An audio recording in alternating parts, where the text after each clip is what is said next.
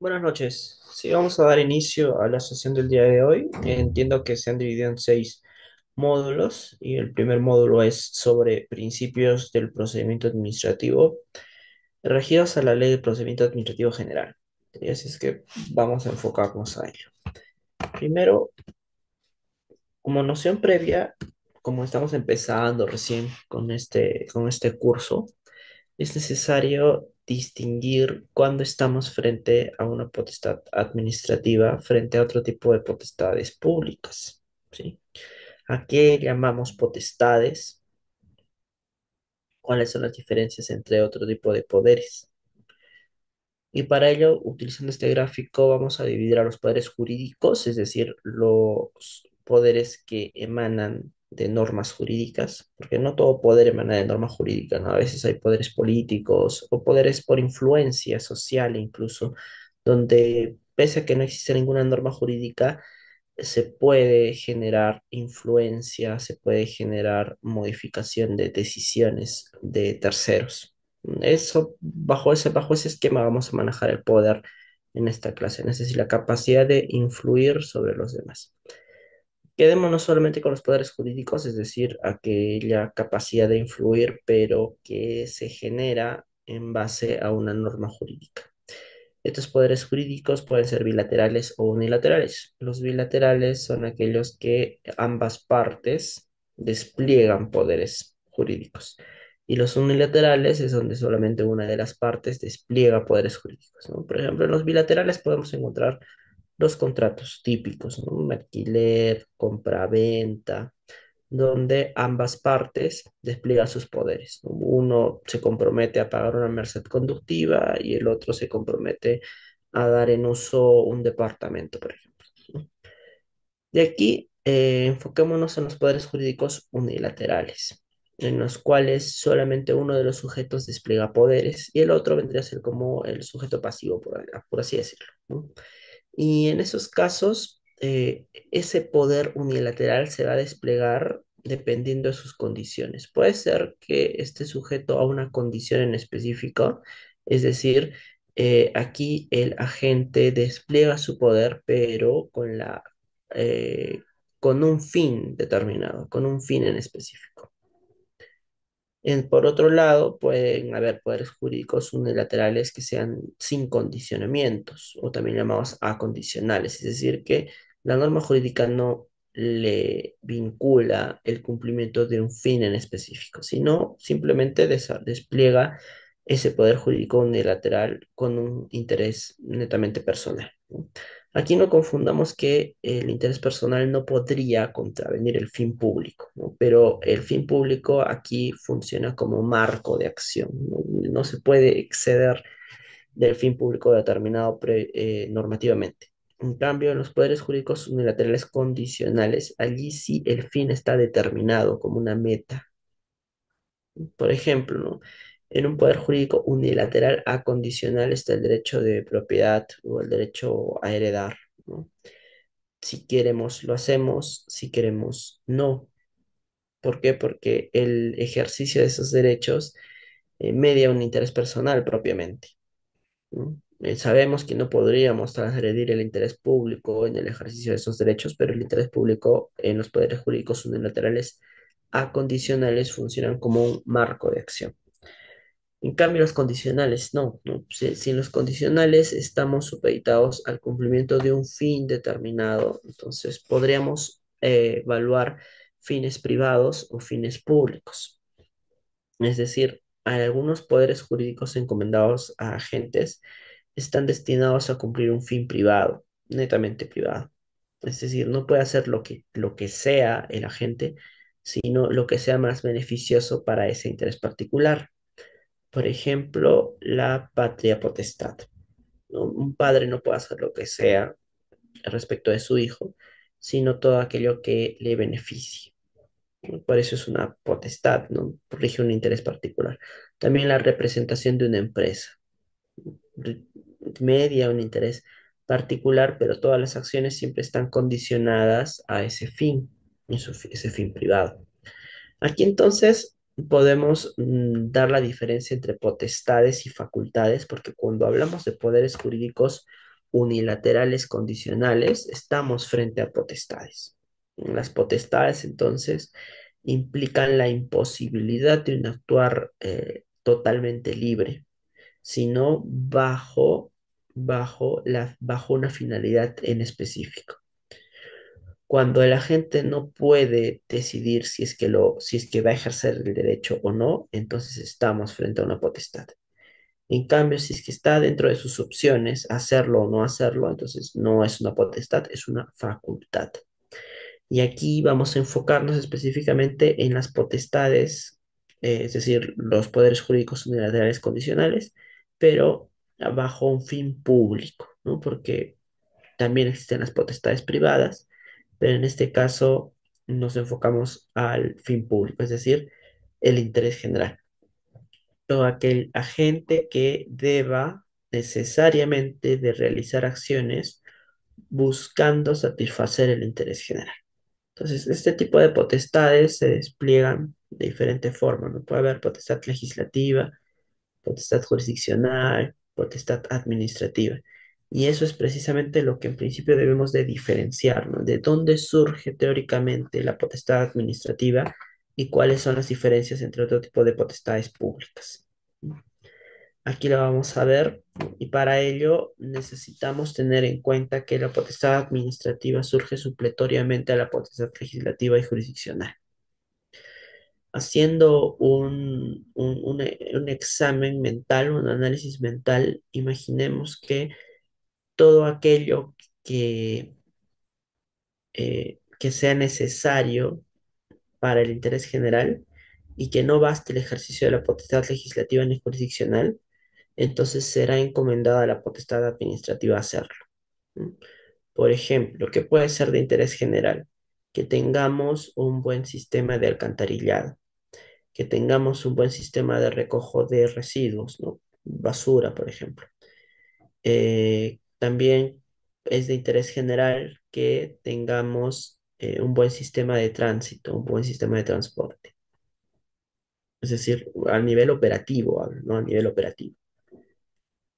Para ello, la potestad legislativa es importante, ¿no? Porque se tienen que emitir normas, tanto constitucionales y legales, para esquematizar normativamente el desarrollo de este tipo de actividades.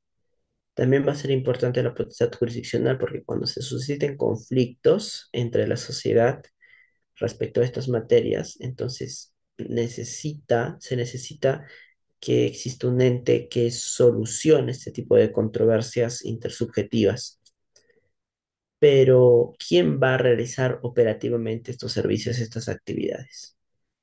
¿Quién se va a encargar, por ejemplo, de alinear las vías de tránsito o fiscalizar los medios de transporte? ¿O quién se va a encargar de recoger los residuos sólidos? La potestad legislativa no basta porque es abstracta en sí, ¿no? A través de la potestad legislativa se emiten normas constitucionales y legales, nada más. Y la potestad jurisdiccional soluciona controversias intersubjetivas y en este caso no estamos frente a una controversia en sí, sino ante una necesidad de acción directa. Por lo tanto, cuando ni la potestad legislativa ni la jurisdiccional basten, entonces entrará la potestad administrativa.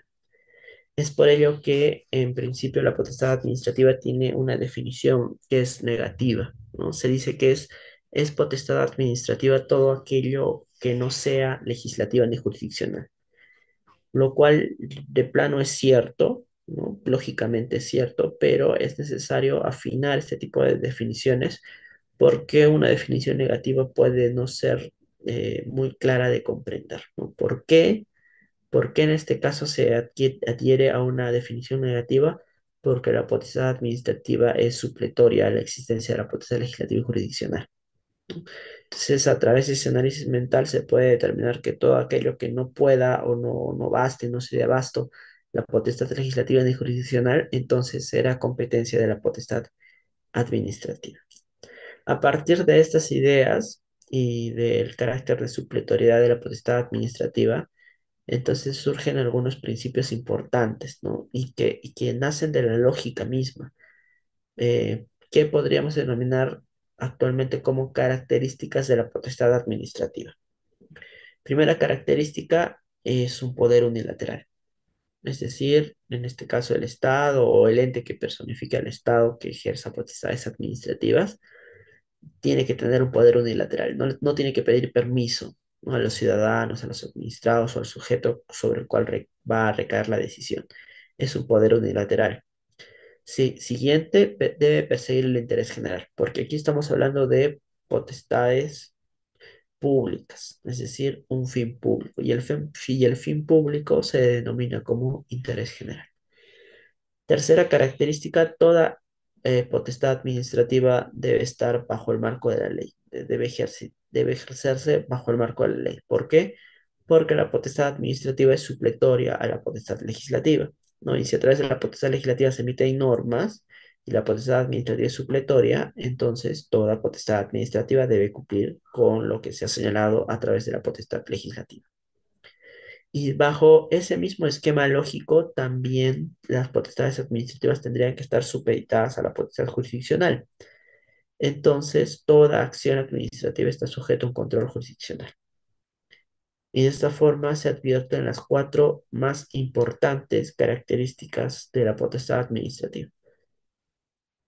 Se constituyen como un poder unilateral, persiguen el interés general, deben actuar necesariamente bajo el marco de la ley y están sujetos a un control posterior jurisdiccional.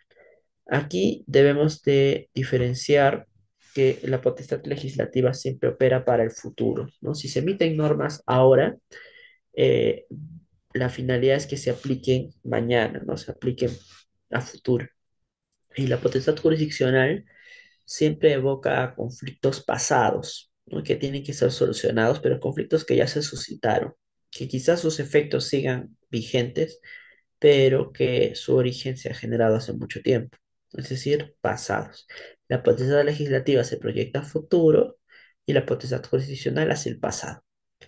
Necesitamos entonces una potestad que actúe mirando el presente, que sea inmediato, y esa es la potestad administrativa, ¿no? Y con estas características básicas, vamos a desarrollar un poco cuáles son las potestades administrativas. Bien.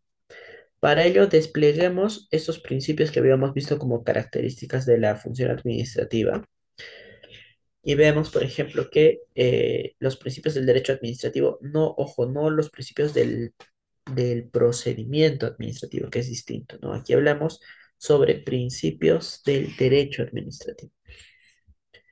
No necesariamente van a estar positivizados entonces, pero sí nos van a ayudar para comprender y para matizar la función administrativa. Y no nacen de la nada, sino si se fijan bien, a diferencia de la otra lámina, estas características de la potestad administrativa le estamos convirtiendo en principios, ¿no? Y a partir de ahí podemos ver, por ejemplo, el principio de interés general. ¿Por qué todo? Porque toda función administrativa debe perseguir el interés general, ya lo habíamos señalado. Segundo, principio de legalidad, porque toda actuación administrativa debe cumplir la ley. Y tercero, principio de control, porque toda función administrativa o todo ejercicio de la función administrativa está supeditado a un control jurisdiccional.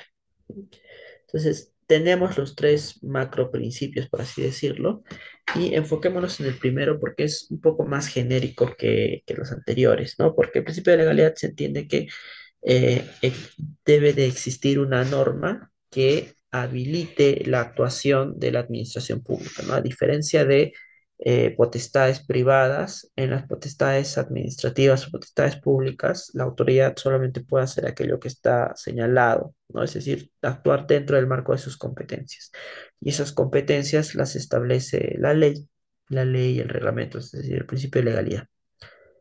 Es algo objetivo entonces. Y el principio de control también es operativo objetivo. En cambio, el interés general tiene ciertas complejidades porque es un concepto per se indeterminado. Pero a partir de ello, entonces, debemos de traducir o entender qué es el interés general dependiendo de los sistemas, dependiendo de los modelos económicos o sociales que imperen en el país, ¿no? Aparte, En ese sentido, entonces, el interés general que podamos considerar armónicamente en el Perú no es el mismo interés general que pueden considerar otro tipo de países, otro tipo de estados que no se adhieran a los modelos, por ejemplo, de libre mercado, de un estado social de derecho, ¿no? A partir de allí es que se van a perfilar y caracterizar eh, los el principio de interés general, ¿no? Es decir, interés general es un término vago, nace como un término vago, pero que no por ello es menos importante, sino necesita de precisión. Y la precisión la tiene que dar el modelo económico-social de cada país. Para términos generales, cuando hablamos de interés general, es aquello que nos interesa a todos, lo que tenemos en común. No es la suma de intereses particulares, pero sino más bien es lo que tiene en común los intereses particulares. No, no sumamos intereses particulares como si todo fuese interés general, como si todo el interés particular mío, por ejemplo, y el de ustedes, que en este caso creo que somos un poco, somos 397 personas. Ya, si sumamos los intereses particulares, no vamos a llegar al interés general. No, a mí me importan algunas cosas que seguramente a ustedes no les interesan y viceversa, pero el interés general se extrae a través de lo que compartimos en común, ¿no? La intersección, si estuviésemos en un diagrama de Venn-Euler, por ejemplo, no sería la suma de los conjuntos, sino la intersección de estos. ¿Qué nos interesa a todos? Claro, de una forma razonable, ¿no? Y me atrevo a decir que nos interesa a todos, por ejemplo, que vivamos en un país con seguridad ciudadana, ¿no? O que estemos en un buen ambiente, o también puede ser que nos importe a todos el buen sistema de transporte o la buena educación universitaria, ¿no? Eso podría razonablemente importarnos a todos. Pero repito, esto tiene que ser interpretado conforme a los modelos socioeconómicos imperantes según la Constitución, para evitar estar gasificando los conceptos de interés general. Y a partir de ello, entonces, considerando el modelo económico que tenemos, el principio de interés general se despliega bajo un principio importante, ¿no? Un principio específico, que es el principio de favor de la libertad. ¿Por qué? Breve nomás, porque este no es una clase de economía social de derecho, ni economía de libre mercado, sino de derecho administrativo en sí. Pero este modelo es importante para entender qué es lo que, o cuándo estamos frente a un interés general, porque la idea es que los administrados son libres, los ciudadanos son libres, y lo que tiene que hacer el Estado es darle las capacidades para que puedan por sí mismos garantizar sus intereses particulares. Se entiende que cada ciudadano, de forma razonable y lógica, tiene que perseguir su interés particular. Y lo que realmente existe en la realidad son intereses particulares, ¿no? El interés general no existe, es un artificio, es algo creado. Ni el interés general parte de los intereses particulares en sí, ¿no? Entonces, lo único que existente es el interés particular y por lo tanto, cuando alguien persigue un interés particular, por regla general también tendría que estar persiguiendo el interés general, porque no son contradictorios. ¿Sí? Puede haber en algunos casos que sí sean contradictorios, pero la regla general es que no lo es así, ¿no? Y también que como el ciudadano o la persona en sociedad delimita su interés particular, entonces por criterios de eficiencia va a llegar a la mejor forma de conseguir esto. Por lo tanto, bajo este modelo, entonces se debe de favorecer a la libertad del ciudadano. Entonces, no estamos en un modelo feudal, no estamos en un modelo monárquico, donde la libertad del ciudadano se va a ver aprisionada o limitada como regla, ¿no? La regla general es la libertad. Y por lo tanto, toda actuación pública siempre debe de estar justificada, porque toda actuación pública rompe con el principio a favor de la libertad. Si es que no se encuentra justificación para una actuación de la actividad administrativa, más aún que ésta actúa de forma inmediata, entonces se debe favorecer la libertad del ciudadano. Bajo este esquema, entonces tenemos grados. ¿Por qué? Porque si es que sí se va a determinar que deba de existir una actuación administrativa, entonces eso debe de perseguir un principio de subsidiariedad. Entonces, todo aquello que no sea satisfecho por los particulares, entonces puede ser realizado a través de actividades administrativas. Por ejemplo, que no puede ser desarrollado por particulares o que no da abasto a que se desarrolle por particulares. Quizás así como estamos nosotros, el sistema de salud no se da abasto. ¿Por qué? Porque manejando estos sistemas de mercado, hay algunos mercados importantes donde a los privados no les es rentable actuar, ¿no? Y es importante la salud y por lo tanto en estas situaciones el Estado debe de actuar, tanto así como para garantizar el servicio, ¿no? Y en otros lados, pues, controlar o fiscalizar que el servicio sea adecuado. O servicios de saneamiento, por ejemplo. No parece que el privado no se da abasto para hacer eso. También, por ejemplo, ¿qué podría ser? Servicios de aeroportuarios, ¿no? Quizás en menor medida el Estado no brinda el servicio, pero sí lo fiscaliza, sí lo supervisa, sí lo regula, ¿no? Principio de subsidiariedad, entonces, justificar cada acción. Y tercero, proporcionalidad, que también está muy vinculado con esto, porque si es que ya se ha determinado que va a haber una actuación administrativa en cierto sector económico o social, esto debe de estar justificado bajo niveles de proporcionalidad. Es decir, en la menor medida de lo posible, en tanto se afecten intereses particulares, en la menor medida de lo posible.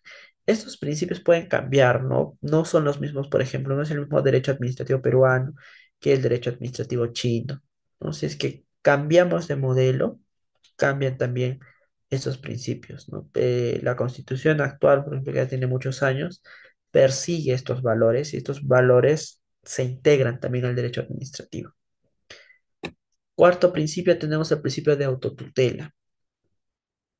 En el principio de autotutela, debemos de considerar que la administración pública debe de actuar de una forma inmediata, ¿no?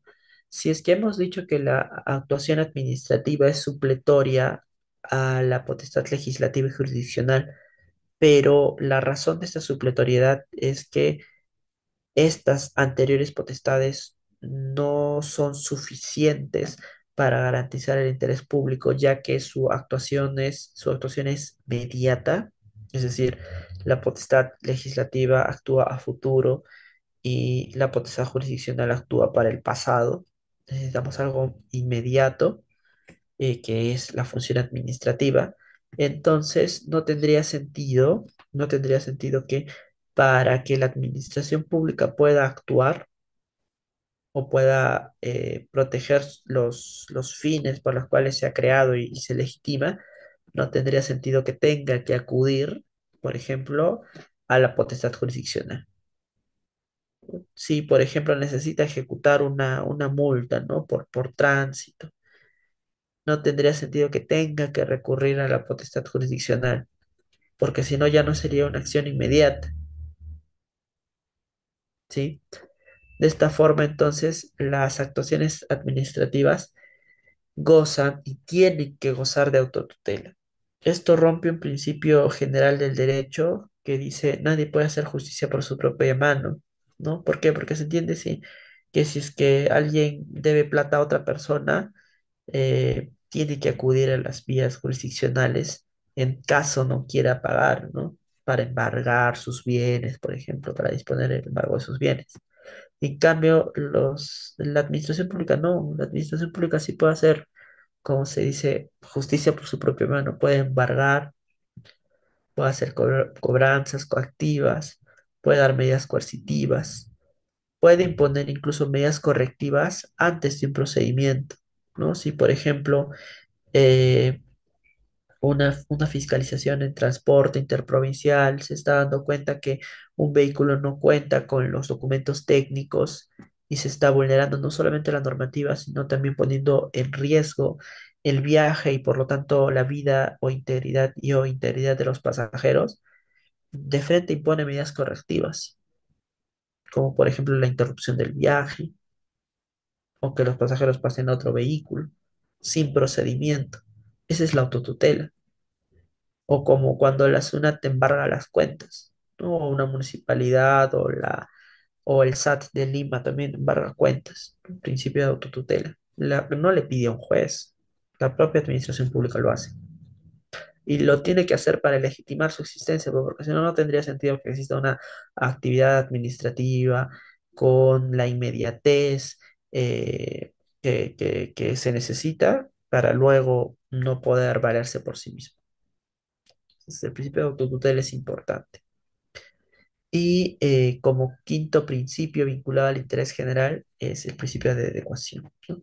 Ojo, no había dicho, pero es evidente que el principio de autotutela está vinculado al interés general porque las acciones que realice, incluso por la fuerza, la administración pública están destinadas a garantizar el interés general. ¿No? ¿Por qué interrumpe un viaje, por ejemplo, en un vehículo de transporte cuando incurra en vulneración al interés general?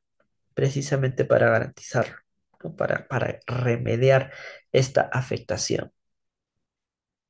Entonces, la autotutela es un medio.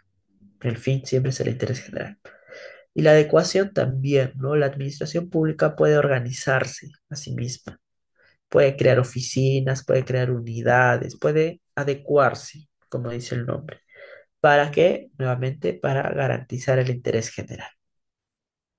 Estos son los principios que entienden a la administración pública o a la función administrativa en específico como una función de carácter inmediato. ¿Por qué? Porque no requiere acudir a otro tipo de órganos y también maleable, ¿no? Mutable, perfectible a sí mismo, operativo, y que se despliegan diferentes tipos de medios conforme al modelo social económico imperante, pero siempre para garantizar el interés general. Ahora, estos principios, acordémonoslo bien, porque si bien es cierto, estos no son los principios de la Ley de Procedimiento Administrativo General, sí son principios del derecho administrativo. ¿Y por qué? Porque nacen bajo un orden lógico, nacen bajo un orden lógico.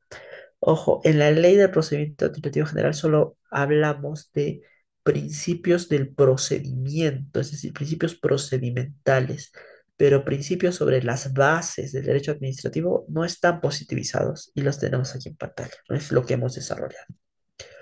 De esta forma, entonces, se entiende también que estos principios del derecho administrativo no van a ser ajenos al desarrollo de los principios del procedimiento administrativo que vamos a ver a continuación. Primero, como vamos a hablar sobre principios del procedimiento, tenemos que ver, a grosso modo, nada más hoy día, cuando estamos frente a un procedimiento administrativo, ¿sí? Y para ello, si es que toda función administrativa persigue el interés general, como cualquier potestad pública, y aquí estamos hablando de una potestad unilateral, entonces vamos a encontrar dos sujetos del procedimiento administrativo, la autoridad administrativa y los administrados. Los administrados se entiende que tienen un interés particular, ¿no? Si, por ejemplo, quieren abrir un negocio, tienen un interés personal, emocional, amical, lucrativo, tienen un interés personal.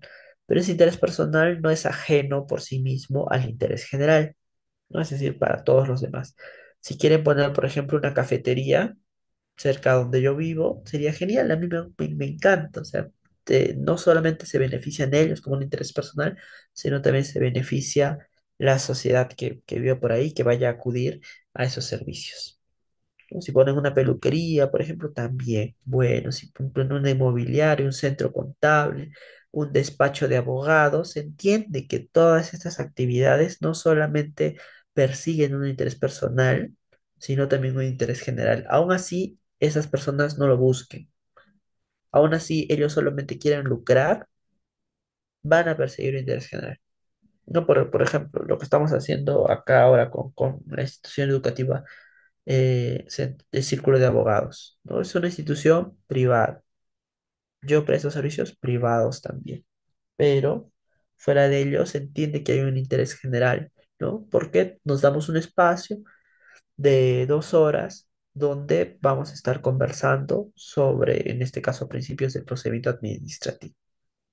Entonces, incluso persiguiendo fines particulares, porque mis fines pueden ser netamente particulares, los fines del círculo de abogados pueden ser netamente particulares, también pueden ser altruistas, pero no es necesario, porque a través de fines particulares también se puede garantizar y proteger el interés general.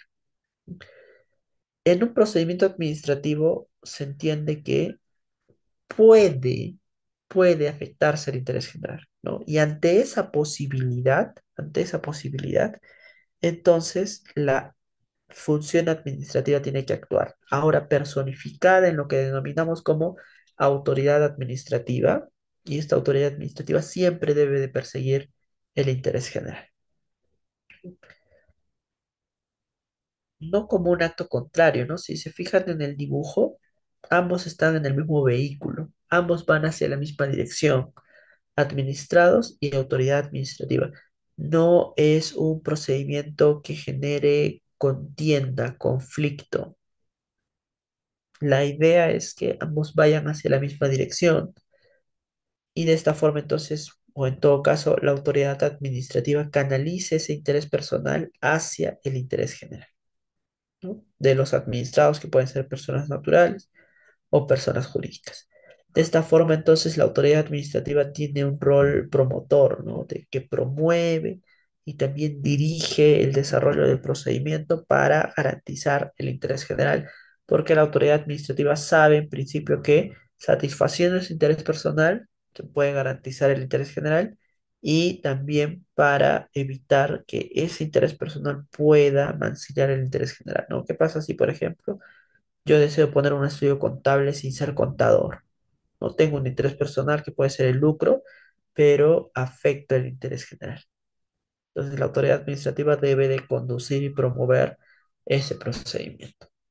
Esa es la idea. Entonces, acá tenemos una definición de procedimiento, una definición legal de procedimiento, que se entiende por procedimiento administrativo al conjunto de actos y diligencias que son tramitados en las entidades conducentes a la emisión de un acto administrativo que produzca efectos jurídicos individuales o individualizables sobre intereses, obligaciones o derechos de los administrados. Entonces, como cualquier procedimiento, es la suma de actos concatenados que persiguen una finalidad, ¿no? No es actos cualquiera, actos que no tengan una vinculación, actos que no tengan un enfoque, no. Son actos secuenciados, como por ejemplo la repostería, ¿no? Es un procedimiento que se tiene que medir específicamente tales cantidades para que salga un producto. Igual en la cocina, quizás no con tanta minuciosidad, pero también se tiene que seguir ciertos pasos necesariamente del procedimiento para generar un producto. O cuando vayamos a armar un mueble que esté por partes también. Tenemos que seguir un procedimiento para llegar finalmente a un producto. En un procedimiento administrativo, el producto es el acto administrativo. Y el acto administrativo es la declaración de la administración pública, de la autoridad administrativa en específico. Pongámoslo más sencillo, el acto administrativo es una decisión de la administración pública. Para efectos pedagógicos lo digo porque a veces no son decisiones, a veces son meras declaraciones que no se basan en la voluntad de la autoridad administrativa, sino en la constatación de algún hecho, por ejemplo, ¿no? Pero en la gran mayoría los actos administrativos son decisiones. esas decisiones tienen que estar exteriorizadas, ¿no? Y su justificación también tiene que estar exteriorizada en el contenido del acto administrativo, ¿no? Y estos actos administrativos, a diferencia de otro tipo de actuaciones de la administración pública, producen efectos jurídicos individuales o individualizables, es decir, sobre algún caso concreto, sobre algún caso concreto. El que emitan una licencia, el que otorguen un derecho para pescar, por ejemplo, o una licencia de edificación, una licencia de funcionamiento, o el que impongan una multa, o el que declaren a una persona como un ganador de un procedimiento de selección, o el que otorguen un subsidio para el desarrollo de un proyecto cultural. Todos, todas esas decisiones están contenidas en actos administrativos, es decir, son decisiones concretas, son decisiones concretas y para ello pues se desarrolla todo el procedimiento. Acá vamos a ver de manera sistematizada cómo se desarrolla este procedimiento, ¿no? No es algo complejo, no es algo complejo. Media una solicitud que es presentada por el administrado y finalmente tiene que emitirse una decisión sobre este requerimiento, ¿no? Por ejemplo, solicitamos una licencia de edificación o licencia de funcionamiento para un negocio. Finalmente, ¿qué tenemos que obtener? Una decisión sobre ello, ¿no? Si nos van a dar la licencia o no. Para ello, entonces, la entidad de la administración pública realiza actos de instrucción, es decir, acopio de elementos. Cuando ya tiene una solicitud, necesita copiar los elementos que resulten necesarios para emitir el acto administrativo. A veces esos actos de instrucción simplemente se limitan a hacer derivaciones nada más, porque es un procedimiento muy simple, ¿no? Pero cuando sí necesita requerir acopio, por ejemplo, de otras unidades orgánicas o incluso de otras personas particulares ajenos a esta relación, entonces realiza este tipo de actos de instrucción para copiar, o sea, juntar elementos necesarios para emitir finalmente la decisión contenida en el acto administrativo, ¿no? Que es la decisión sobre el requerimiento.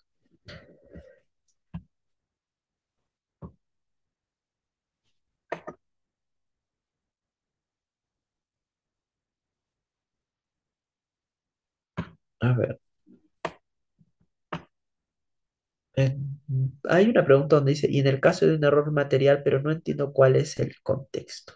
No entiendo cuál es el contexto. A ver, y Jonathan pregunta, ¿el derecho administrativo no cautela el interés particular? Sí, lo podríamos ver así, ¿no? Si es que vamos a analizarlo, en sí cautela el interés general. Pero, ¿qué es el interés general? Sino la conjunción de intereses particulares. Si es que vamos a pedir, por ejemplo, una licencia de conducir a la administración pública o, o un permiso para pescar, un permiso de pesca, un permiso de caza, allí se va a mediar un interés particular, que es el administrado de nosotros, los solicitantes. ¿Se cautela también ese interés particular? Sí, ¿no? ¿Por qué? Porque también tenemos derechos particulares. Pero lo que realmente busca la administración pública es el interés general.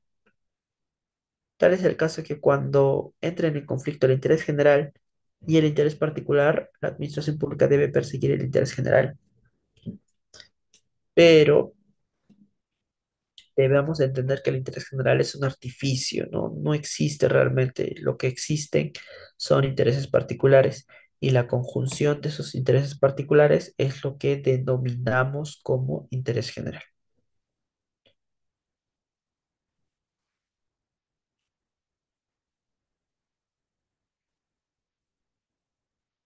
Ok, silencios no vamos a ver ahora, vamos a ver después.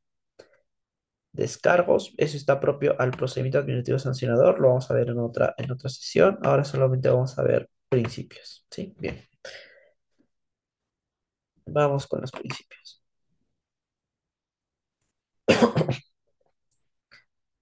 Estaban preguntando si solamente es para abogados, ¿no? Y como es un curso masivo, entiendo que no es la idea, ¿no? Y también para estudiantes de derecho, para personas que quieran familiarizarse con esos temas. Por lo mismo, entonces tenemos que hacer una diferencia un poco más simple sobre lo que es un principio y una regla. ¿Sí? Y vamos a enfocarlo primero a casos cotidianos, ¿no? Que no tengan nada que ver con el derecho, pero como tienen reglas, entonces son importantes porque se vinculan mucho a este mundo jurídico. Bien, el fútbol es uno de los deportes más comunes, ¿no? Entonces vamos a utilizar esos ejemplos para saber diferenciar cuándo estamos frente a un principio y cuándo estamos frente a una regla. Se dice que el- la regla tiene una estructura lógica, ¿no? De supuesto, de hecho, nexo y consecuencia. Si pasa tal cosa, si pasa tal cosa, luego se activa una consecuencia. Un ratito, por favor, ¿se puede apagar la laptop? Vamos a... Denme un minuto para...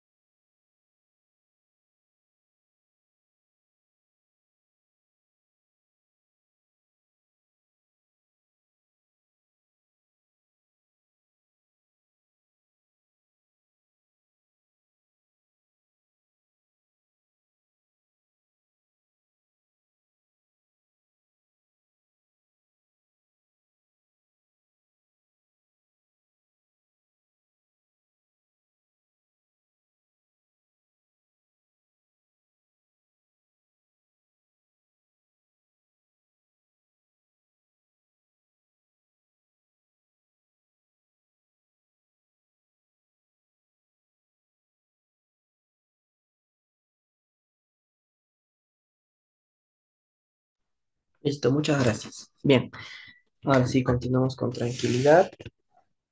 Veamos esta regla. Esta regla es propia del fútbol, ¿sí? Tengamos en cuenta que la regla se estructura en principio como un supuesto de hecho, un nexo y una consecuencia, ¿no? Por ejemplo, ¿qué pasa si es que va a haber una falta, un foul? Es un jugador del equipo contrario derriba al jugador de un equipo, ¿no?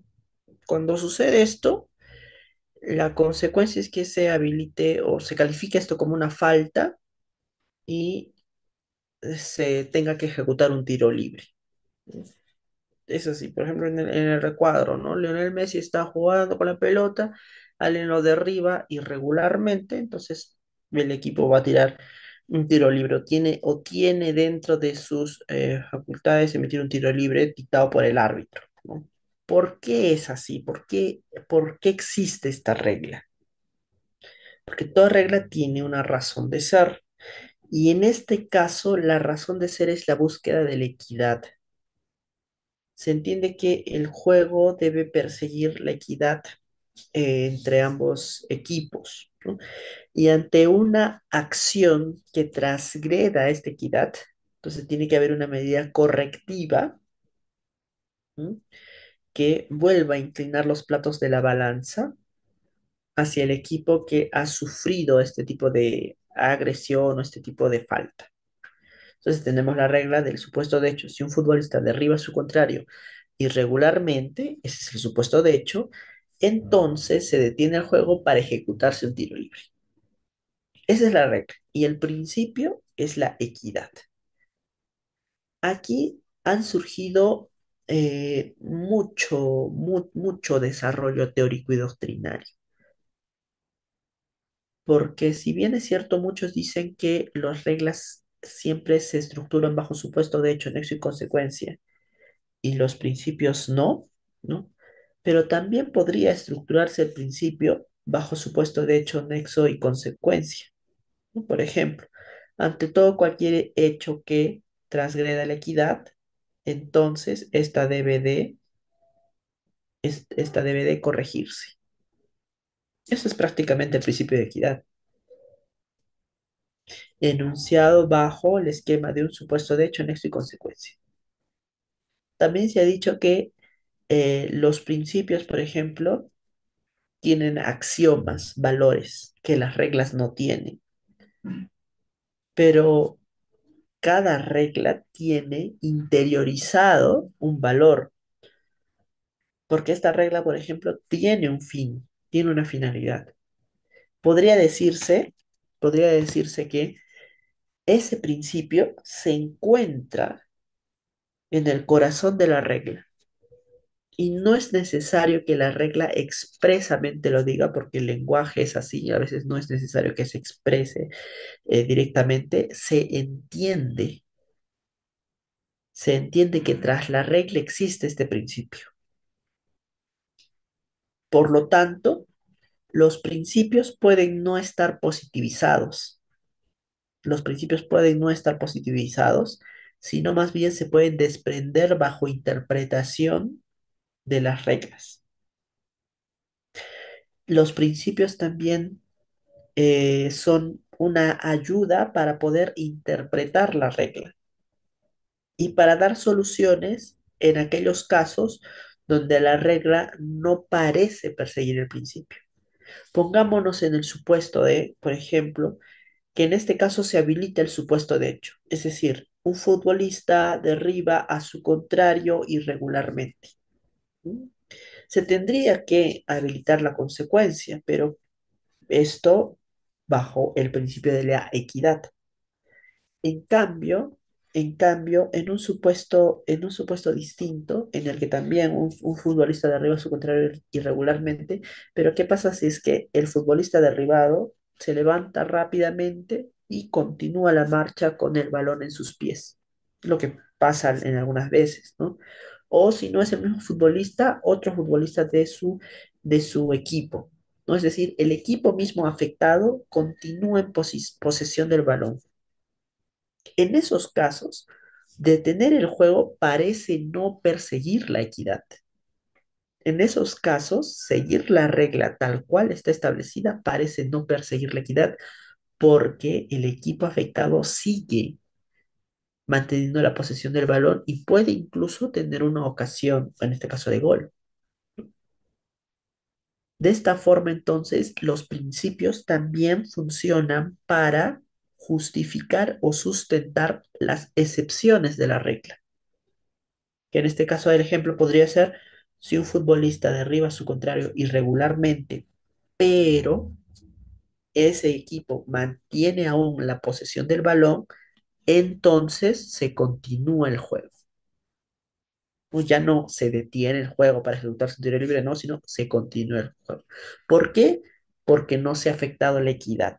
¿Por qué? Porque se está interpretando la regla en consonancia con el principio. Se entiende que la regla no podría vulnerar el principio, salvo que existan otros principios en juego. ¿Sí? Esta situación del fútbol, en este caso, hablando de una regla de fútbol, vamos a aplicarla a derecho administrativo. Y es necesario entender entonces cuáles son las funciones de los principios, ¿no? Aquí podríamos ver los principios están interiorizados en las reglas, ¿no? Primer punto. Cada regla tendría que perseguir un principio porque persiguen fines. Los principios sirven para interpretar las reglas y generar excepciones a las reglas, ¿sí? Y también se pueden crear reglas a razón de los principios. Veamos el mismo examen en este ejemplo. Esta ya es de la ley del procedimiento administrativo general. ¿Sí?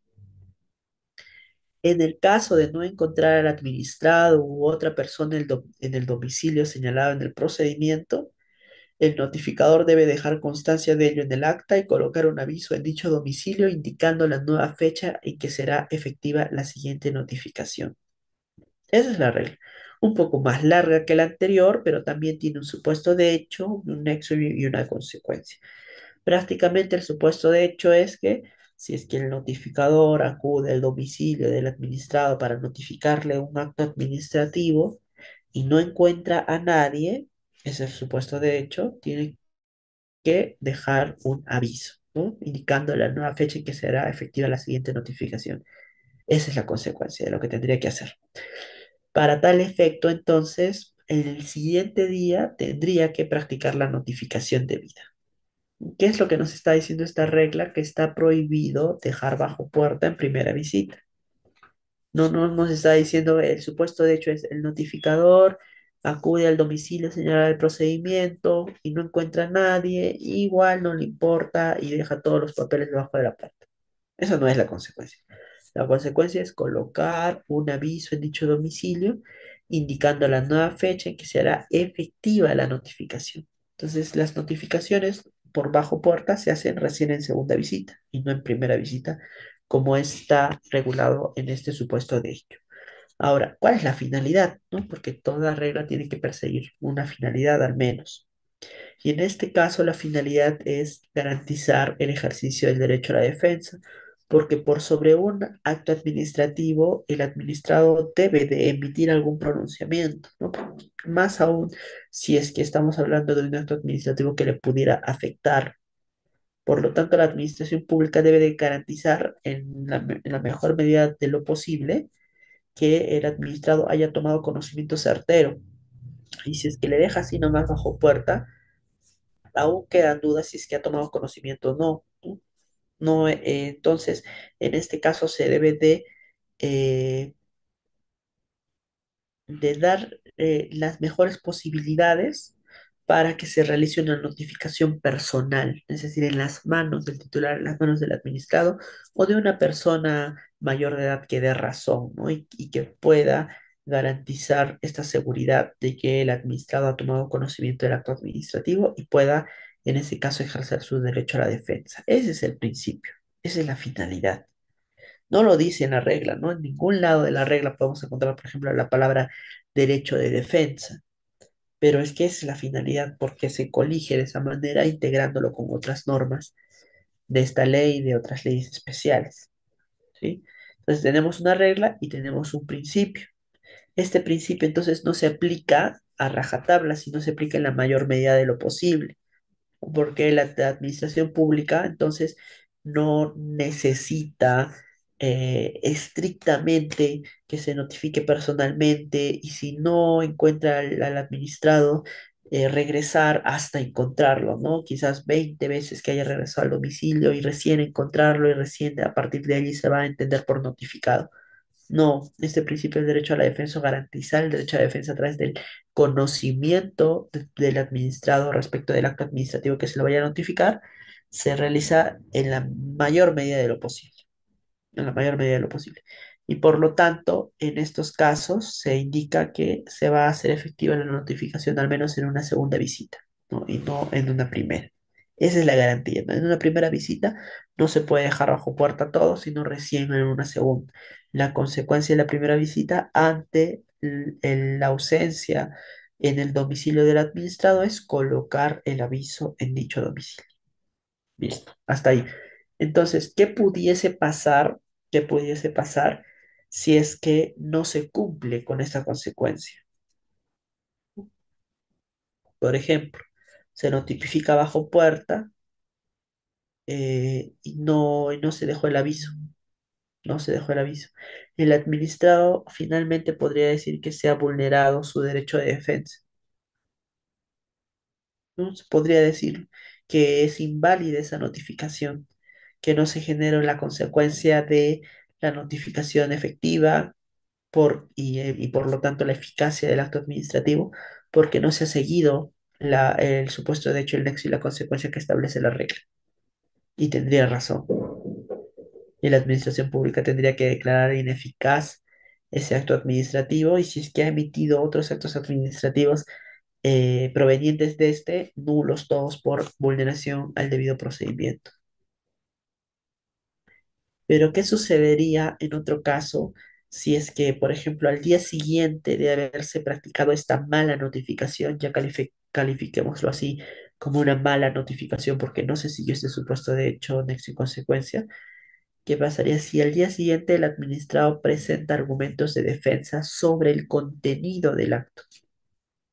Es decir, no dice que ha sido notificado mal, no alega alguna vulneración al debido procedimiento, sino ejerce su derecho de defensa sobre el fondo, sobre el contenido del acto que se le habría remitido. En ese caso, si habría vulnerado su derecho de defensa, y podríamos decir que no, no se ha vulnerado su derecho a la defensa, porque sí se ha defendido, sí ha presentado argumentos sobre el fondo del expediente y en ningún caso se ha sentido vulnerado. ¿Qué se hace aquí entonces? Si la regla no ha afectado el principio y la regla tenía por finalidad no afectar el principio, garantizar el principio. Entonces, de esta manera hablamos de un saneamiento de notificaciones defectuosas, donde pese a no seguirse la regla, como se ha garantizado el principio, entonces esta regla no se aplica, salvaguardando el principio. Entonces, también los principios nos ayudan para generar excepciones, habíamos dicho, ¿no? Habíamos dicho para generar excepciones, tal cual como acá, en este caso del fútbol hemos planteado una excepción de la regla cuando no se vulnera la equidad.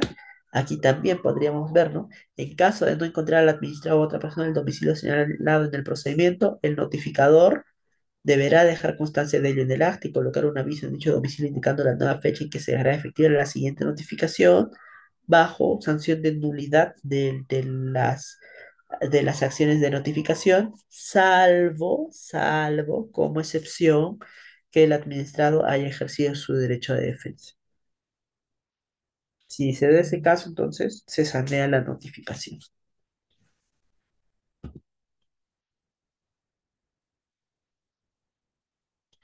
Acá tenemos otro punto, ¿no? Como regla principio.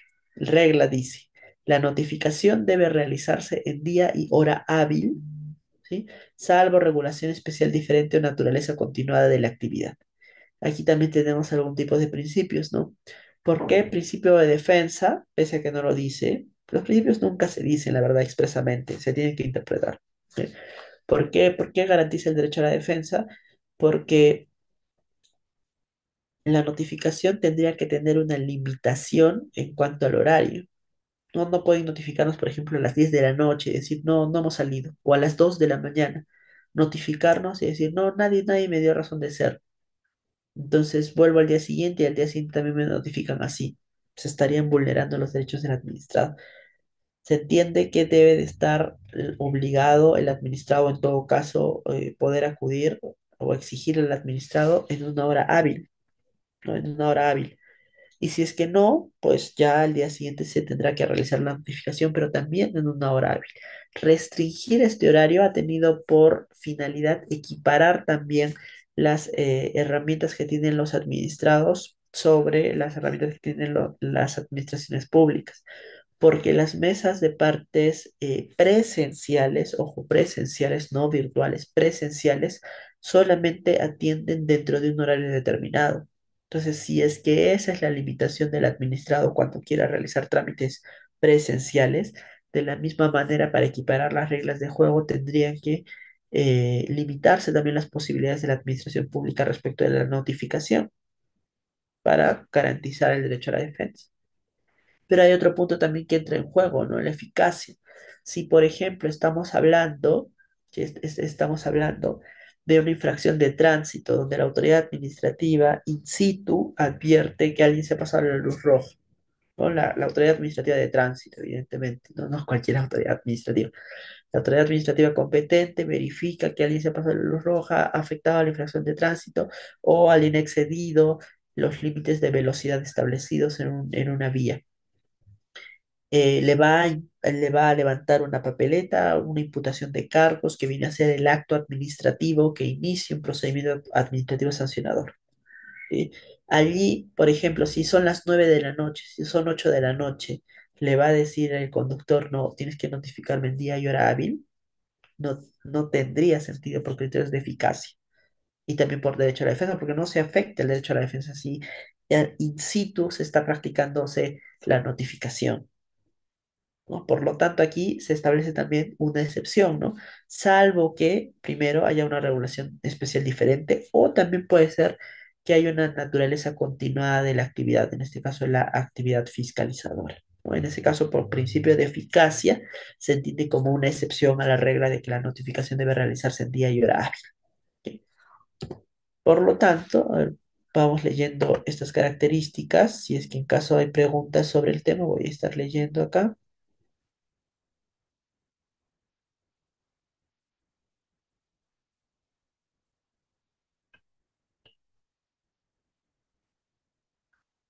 A ver, te pueden notificar al centro de trabajo, ok, pueden también notificar vía visual. Todas las preguntas sobre notificaciones lo vamos a ver cuando hablemos sobre el principio del debido procedimiento, ¿sí? Para estar en contexto.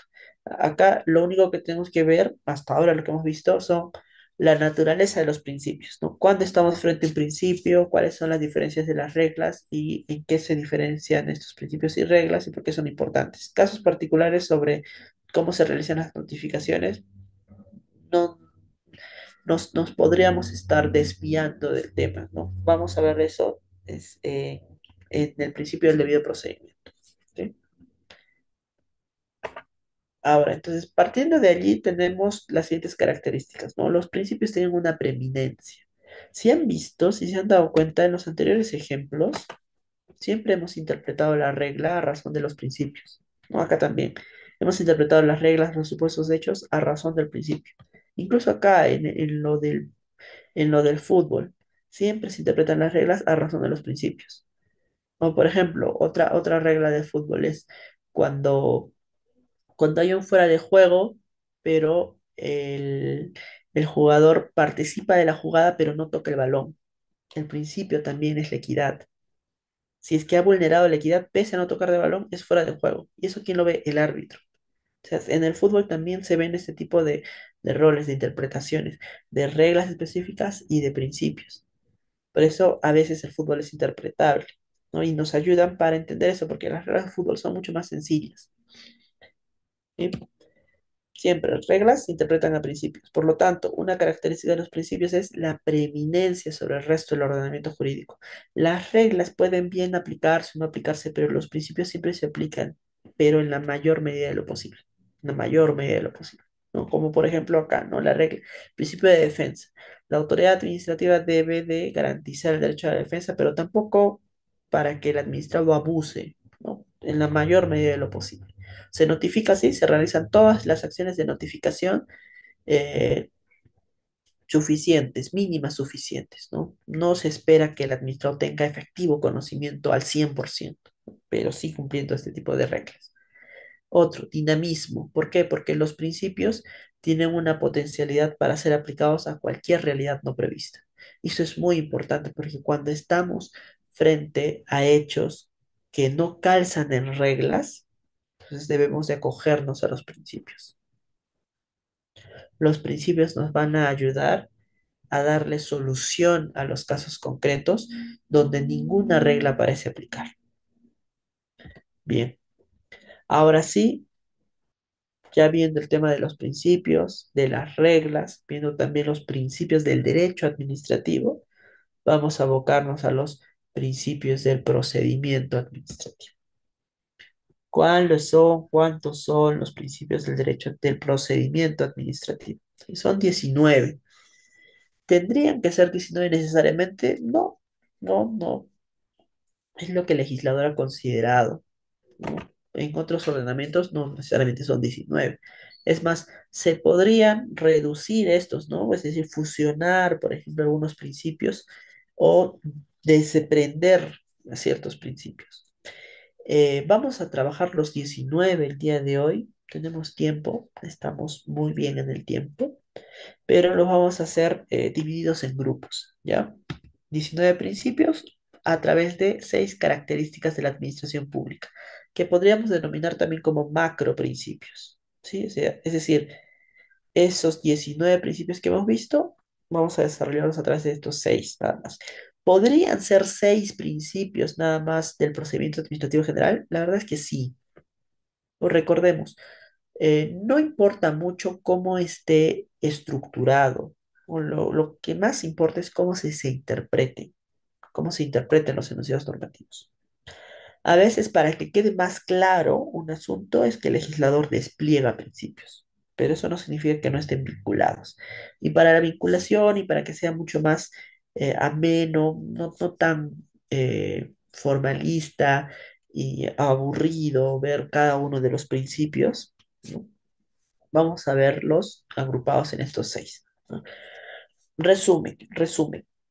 Vinculado a lo que hemos visto de la administración pública en base a los principios de la función administrativa y el derecho administrativo, se entiende que si es que uno de los principios es el de favor de la libertad, es decir, nosotros somos libres de actuar y el Estado, la función administrativa, para intervenir en nuestras decisiones, en nuestras acciones, tiene que tener una justificación, ¿sí? No estamos en un feudo, no estamos en una monarquía donde el rey pueda decidir sobre nuestra vida.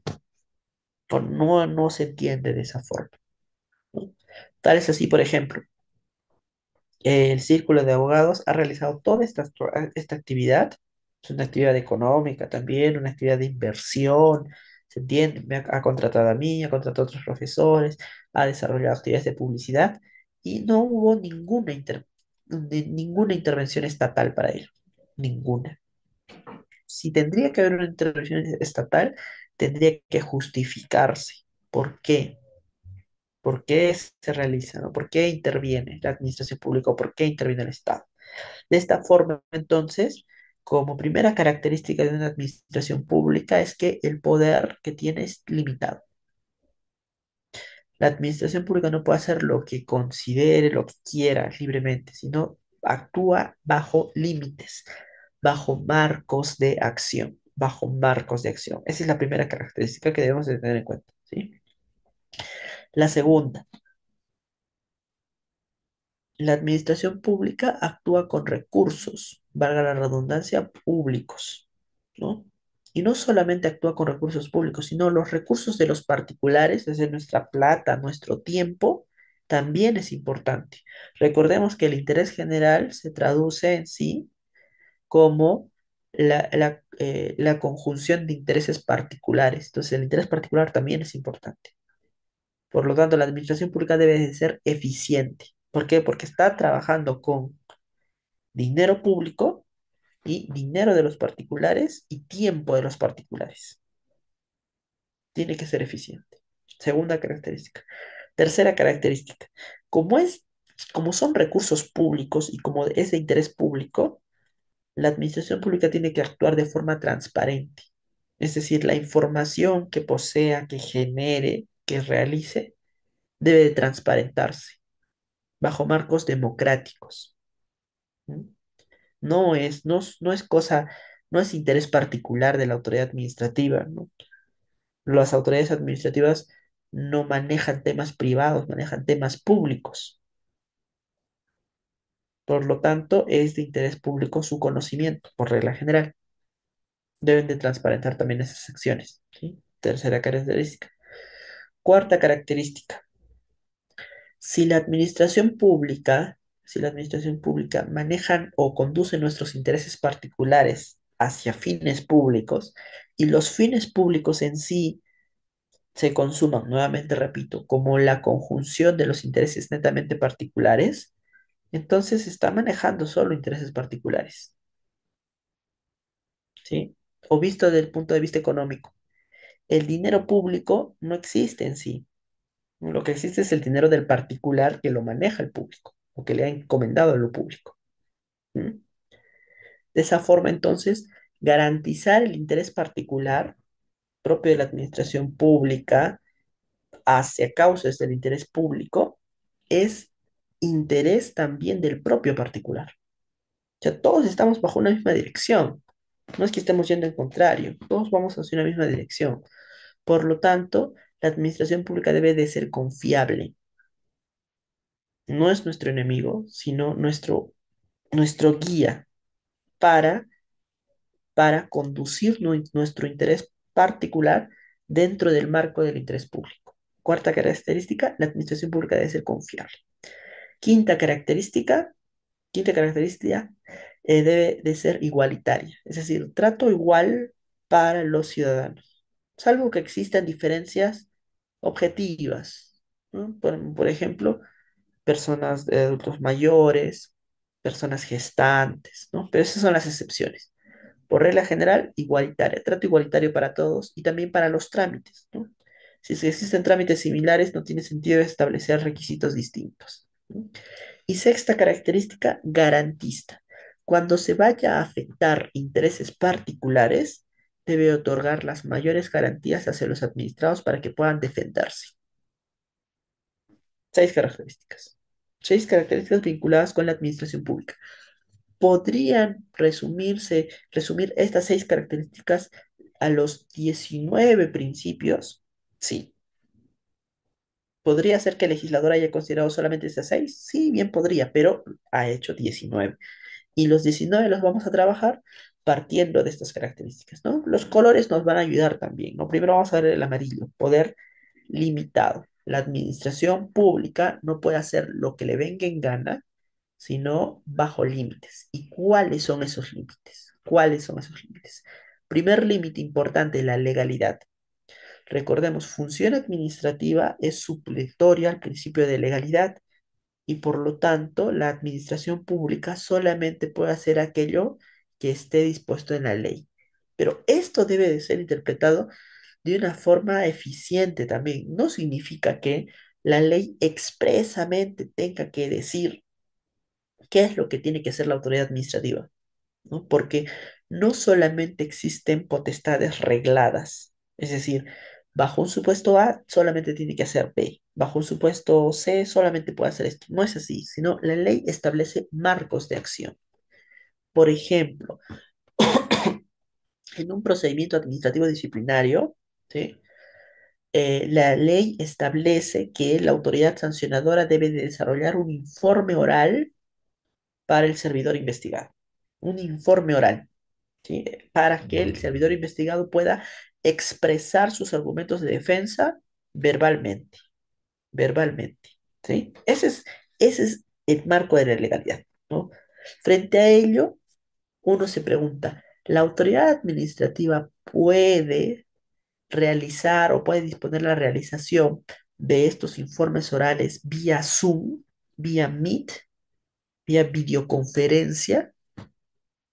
Y algunos, de verdad, algunos consideran que no se puede porque la ley no lo dice de esa forma, o expresamente no lo dice, ¿no? Y partiendo de ese esquema de legalidad estricto, ¿no? Dice, como por principio de legalidad las autoridades solamente pueden hacer aquello que la ley dice y la ley no dice que se puede hacer por videoconferencia, por Zoom o por Meet, entonces las autoridades no pueden. Pero no estamos hablando de una legalidad literal. No estamos hablando de una legalidad reglada, sino estamos hablando de una legalidad que establece competencias. Entonces, la ley solamente dispone y solamente tendría que disponer a la autoridad administrativa cuál es su marco de competencia o cuál es su atribución y con la finalidad que se persigue. Por ejemplo, en este caso, ¿no?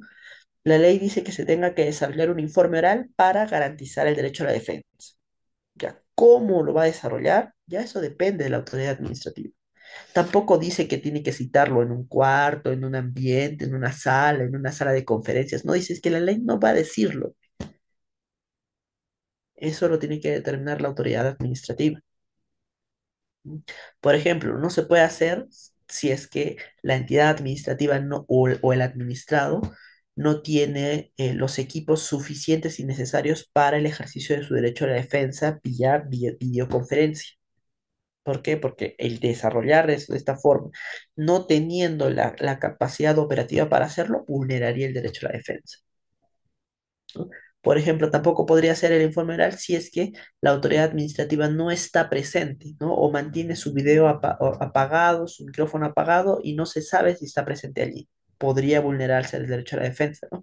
Y se lo llama, está ahí, señora autoridad sancionadora, y no responde. Allí podría vulnerarse el derecho a la defensa, eh, aprovechándose de estos mecanismos de videoconferencia, ¿no? Pero no por sí mismo. ¿Sí? Entonces, la ley dispone marco de acción. A veces sí dice, ¿no? Expresamente que para tal acción tenga que hacerse este tipo de consecuencia, ¿no? Por ejemplo, em, van a hacerse clausuras como medidas preventivas a locales, ¿sí? La ley dice expresamente que lo tiene que hacer el o la gerente de fiscalización y control de la municipalidad. No cualquier autoridad, no cualquier servidor. Tiene que ser la gerente de fiscalización o el gerente de fiscalización. Ahí sí hay una regla específica, ¿no? Bajo un supuesto, ¿quieres clausurar? Lo tiene que hacer esto. Tiene que firmar esta persona. O por ejemplo, ¿no? Quiero que se suspenda un procedimiento de ejecución coactiva porque ya presenté mi demanda. ¿A quién lo presento? ¿Quién tiene que pronunciarse? El ejecutor coactivo. Esa es la regla específica. Allí la ley sí me está diciendo o sí me está dando una consecuencia determinada. No me está dando un marco de acción, sino una consecuencia ante un supuesto. ¿Sí? Pero no todas las normas son así. Existen normas que dotan de competencias a la autoridad y por lo tanto puede hacer todo aquello que esté dentro del marco de su función, ¿no? Entonces aquí la ley establece un perímetro. Todo el área es el campo de acción de la administración pública o de la autoridad en específico. Y esto da pie al segundo límite, que es el de la razonabilidad.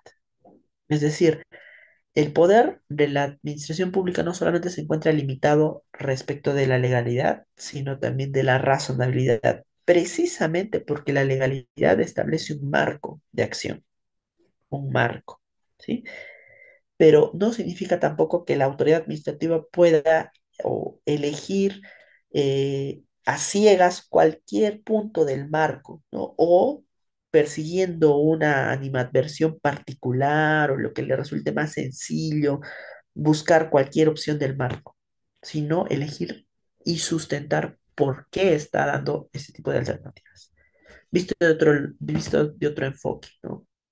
La ley le da la opción al administrado, a la administración pública, perdón, que frente a un supuesto de hecho puede elegir A, B, C, D y E, cinco opciones, ¿sí?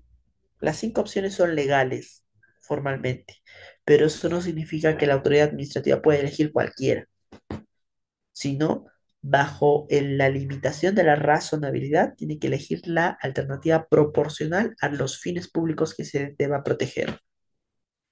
Eso está muy vinculado cuando se afectan intereses de los administrados.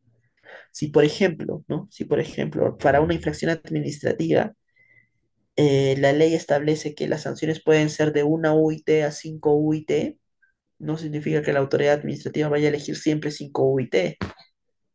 Debe de justificar la razonabilidad de sus medidas, porque si no podría incurrir en discrecionalidad, ¿no? Donde para algunos es una UIT, para otros son 5 UITs, para otros es 3 UITs. No significa que todas sean legales, porque la razonabilidad también está dentro de los márgenes de la legalidad. ¿Sí? Entonces aquí tenemos dos límites, legalidad y razonabilidad como dos caras de una misma moneda que es la limitación al poder. El uso del poder está supeditado al cumplimiento de la ley y el uso de poder debe ser proporcional a los fines públicos que se pretendan proteger. Esos son los dos límites. Ahora, existen dos principios adicionales que están ahí también en la lámina que explican las consecuencias de no respetar estos dos primeros principios. ¿Por qué? Porque el principio de ejercicio legítimo de poder señala que si es que no respetas los límites, entonces se está cometiendo un abuso de poder. Es decir, Si es que ejerces el poder como autoridad administrativa de forma ilegal o de forma carente de razonabilidad, se puede entender que existe un abuso de poder. Un abuso de poder no desde los términos sancionadores, no desde los términos disciplinarios, sino desde los términos objetivos, ¿no? Porque puede ser que la autoridad administrativa haya incumplido la ley o la razonabilidad, no porque quiera abusar de su poder, sino por negligencia, por imprudencia, por desconocimiento, por falta de expertise. También puede ser eso. ¿Sí? Pero se denomina como un concepto objetivo general como abuso de poder. Ahora, también existe el principio de responsabilidad que establece cuáles son las consecuencias propias del abuso de poder, ¿no? ¿Qué se hace cuando existe un ejercicio ilegítimo del poder, ¿no? Cuando no se cumple con esto? La ley señala que se debe de responder por los daños, o sea, la entidad de la administración pública debería de responder por los daños y independientemente de la imposición de sanciones. Aquí hay problemas prácticos porque la indemnización es una evaluación netamente jurisdiccional, es decir, el Poder Judicial tendría que evaluar el carácter de la indemnización por los daños y por lo tanto aquí amerita una demanda propia del administrado, ¿no? La administración pública no lo va a hacer de oficio. Y la imposición de sanciones sí lo puede hacer de oficio, pero también el administrado puede denunciar, ¿no? Y las sanciones pueden ser funcionales también, ¿no? Es decir, se instauran procedimientos administrativos disciplinarios o procedimientos administrativos sancionadores por responsabilidad funcional a cargo de la Contraloría para imponer sanciones frente a servidores públicos, frente a autoridades administrativas que no hayan seguido los límites de sus poderes, ¿no? Quizás, y pasa mucho, ¿no? Día a día, como la administración pública ejerce muchas acciones, es lógico que a veces vayan a cometer irregularidades, no necesariamente con intención, sino por negligencia, por alguna imprudencia, ¿no?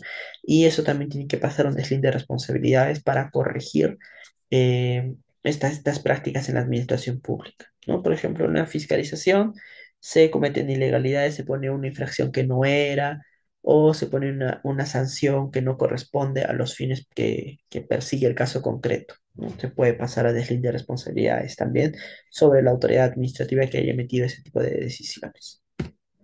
Siguiente, eficiencia, eficiencia. Recordemos que aquí se está trabajando con dinero público, ¿sí? Y también, como estamos hablando de procedimientos administrativos donde uno es parte, es decir, como ciudadano es parte, eh, el ciudadano, el administrado, también está dando de su tiempo, también está dando de su dinero, también está dando de su dinero. Entonces, existe una doble exigencia para la administración pública en ser eficiente, más aún cuando, bajo términos libertarios, pues el dinero público es dinero de nosotros, el que le hemos dado a la administración pública para que cumpla con sus fines. Por lo tanto, se despliegan diferentes tipos de principios. Empecemos por el primero, impulso de oficio. Si es que en un procedimiento administrativo vamos todos hacia la misma dirección, es decir, el administrado, persiguiendo intereses particulares, se sube al vehículo de la administración pública que garantice el interés general, pero no por ser contrario al interés particular, entonces ambos van a la misma dirección, al mismo objetivo. Quiero tener un restaurante, señora municipalidad. Perfecto, todos queremos que tengas un restaurante porque el tener un restaurante significa que va a haber gente que te va a comprar y si va a haber gente que te va a comprar es para satisfacer sus propias necesidades. Es decir, todos queremos, todos nos beneficiamos con esto. Y por lo tanto, llegamos hacia el mismo punto todos. ¿Quién va a dirigir el procedimiento? Podría ser el particular, pero como aquí también se están garantizando intereses públicos, entonces es mejor y más eficiente que lo haga la propia administración pública. La administración pública debe de dirigir el procedimiento, más aún porque quien sabe más de esos temas o porque quien se espera que sepa más de esos temas es la administración pública. Porque la autoridad administrativa ve siempre pues esos temas, ¿no? Son de su especialidad, de su expertise, en su oficina, y ya la administración pública maneja cuál es el flujograma, qué actividad se tiene que hacer, qué requisitos se necesitan, todo ello, ¿no? Entonces, bajo principio, el impulso de oficio corresponde a la administración pública. Ojo, acá estamos hablando siempre de en la mayor medida de lo posible, ¿no? Va a haber algunos casos en los que los administrados tienen que impulsar, ¿no? Por ejemplo, si es que hay algún tipo de subsanaciones que se tenga que hacer, observaciones por parte de la administración pública hacia el administrado, entonces quien debe de dirigir ahora es el administrado hasta que subsane estas observaciones dadas, ¿no? Ahora, otro punto, los otros principios están vinculados a las formalidades innecesarias. ¿Podrían concentrarse en un solo principio? Sí, pero en este caso, pues la ley los ha disgregado, ¿no? El principio de celeridad, informalismo, eficacia y simplicidad. Tienen diferencias sutiles, tienen más semejanzas que diferencias, ¿no? Las diferencias son sutiles. La semejanza es que toda aquella formalidad que es innecesaria hay que saltárnosla, ¿no? ¿Por qué? Porque toda formalidad es un medio. Si se va a llegar al mismo fin con una formalidad que a todas luces resultó innecesaria para el caso concreto, ojo, para el caso concreto, entonces no pasa nada si nos la saltamos por criterios de eficiencia. Entonces, no es que la formalidad o la necesidad de la formalidad se vaya a evaluar en abstracto, que también se puede hacer, pero no en este caso, sino que se evalúa en el caso concreto, ¿no? Si en el caso concreto esa formalidad cumple su fin. Si no cumple su fin en el caso concreto, entonces se puede saltear. De esta forma, entonces tenemos la celeridad. Exige a la autoridad administrativa actuar con dinamismo, inmediatez, rapidez, evitando cualquier formalidad innecesaria, ¿no? Por ejemplo, ¿no? Por ejemplo, se tiene que hacer notificaciones a los administrados, pero los administrados están aquí, han venido, han acudido a la administración pública para realizar cierto tipo de reuniones. Entonces, saquemos las resoluciones inmediatamente y pongámoslo sobre la mesa y que tomen conocimiento. Las notificaciones, según tienen que seguir una formalidad, que se tienen que notificar al domicilio, pero ¿para qué? ¿No? Si ya estamos acá todos, firmemos todos bajo conocimiento y ya está. Si les beneficia a los administrados, si han llegado hasta acá para que se impulse este procedimiento. Una formalidad que en este caso, es una formalidad innecesaria, ¿no? El informalismo tiene que ver con la interpretación de enunciados normativos, ¿no? No cualquier forma, no cualquier forma, sino solamente la interpretación de enunciados normativos. Cuando hay algunas dudas respecto a algún enunciado normativo que se presente, siempre debe de ser a favor de los administrados. Y en este caso, ese enunciado normativo puede ser considerado como una formalidad innecesaria. Y puede ser considerado como una formalidad innecesaria. Por ejemplo, ¿no? Si se exige contar con título universitario en un determinado procedimiento y el administrado no lo ha presentado, ¿se puede subsanar? Se puede subsanar. Es más, se podría revisar también el registro de la SUNEDU, ¿no? Si allí se establece el registro de los títulos de los bachilleres. Y si es que es así, entonces se podría interpretar el enunciado normativo para efectos del cumplimiento de este requisito con la sola vista del portal, porque se entiende que la SUNEDU da información veraz, creíble. En ese caso, entonces, todo tipo de exigencia formal sería una formalidad innecesaria en el caso concreto. La eficacia establece que la finalidad debe prevalecer sobre cualquier formalidad innecesaria. La finalidad de los actos. Por ejemplo, ¿no?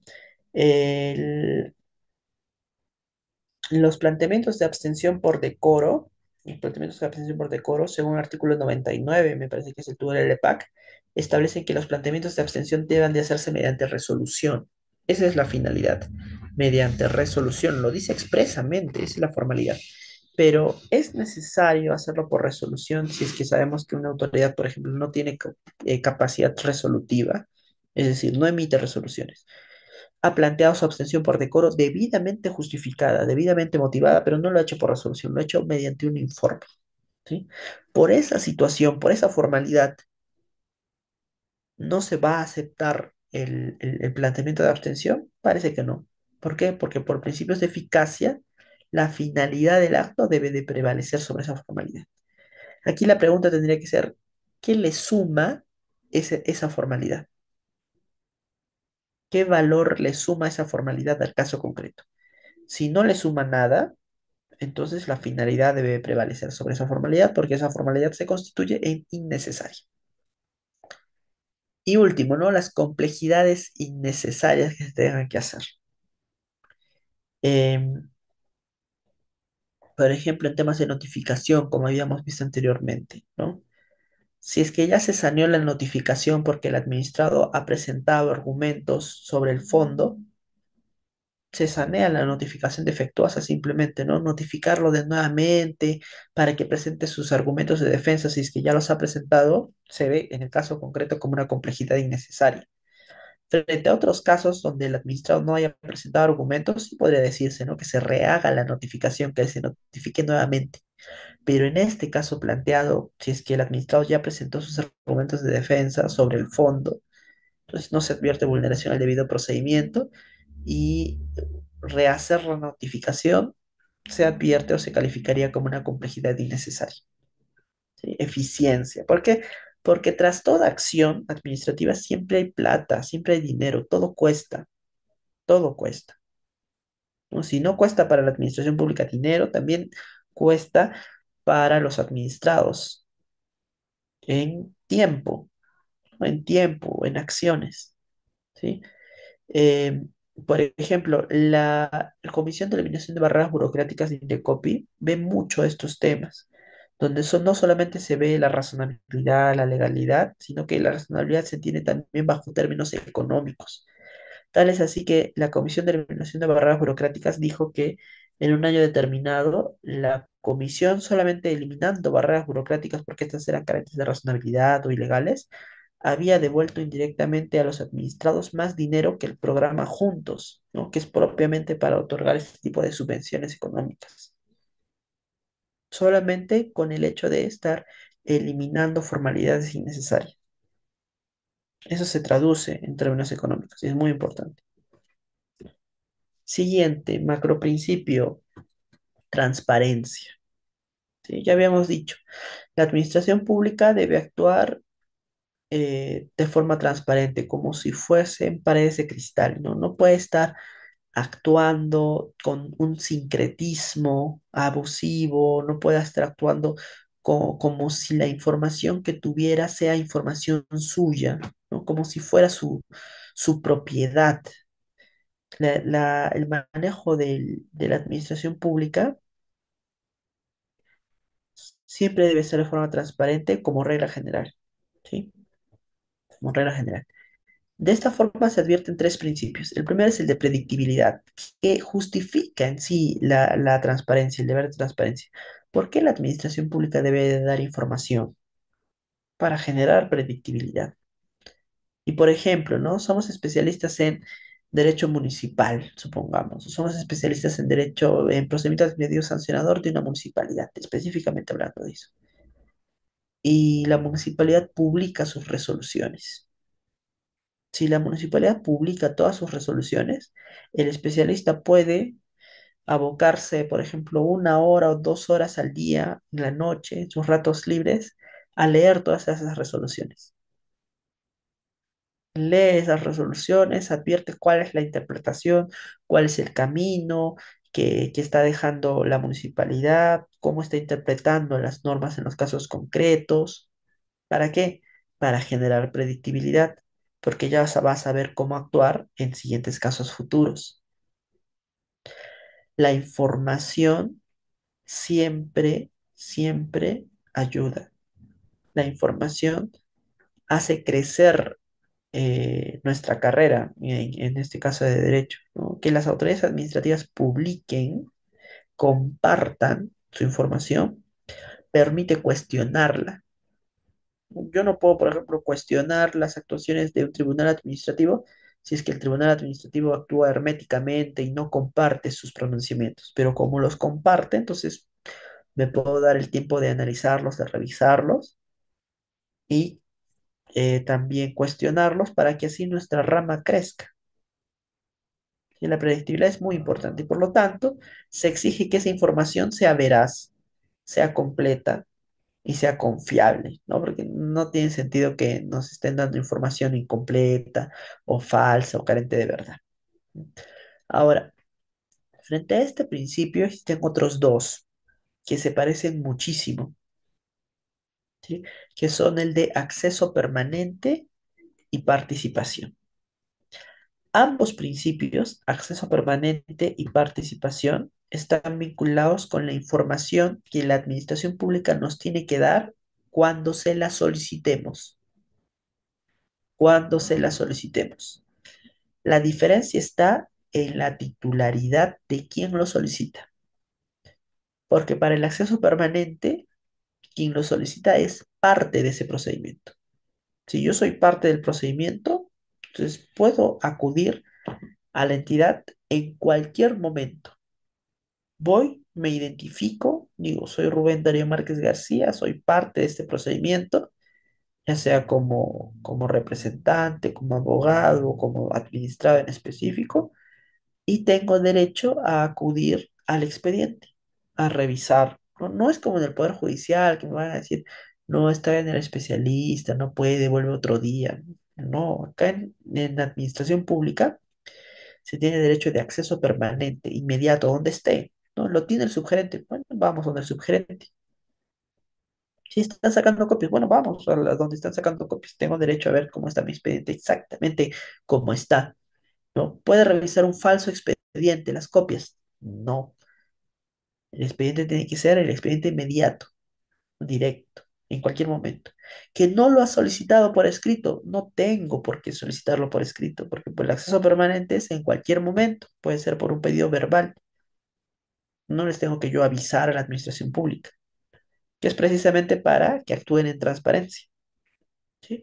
Siempre y cuando yo sea parte, ¿no? Tampoco voy a estar pudiendo revisar cualquier expediente siempre y cuando yo sea parte. Por lo tanto, aquí la administración pública se debe limitar a solamente exigir el documento de identidad de quien está solicitando para hacer el cotejo, ¿no? De que sea parte, nada más.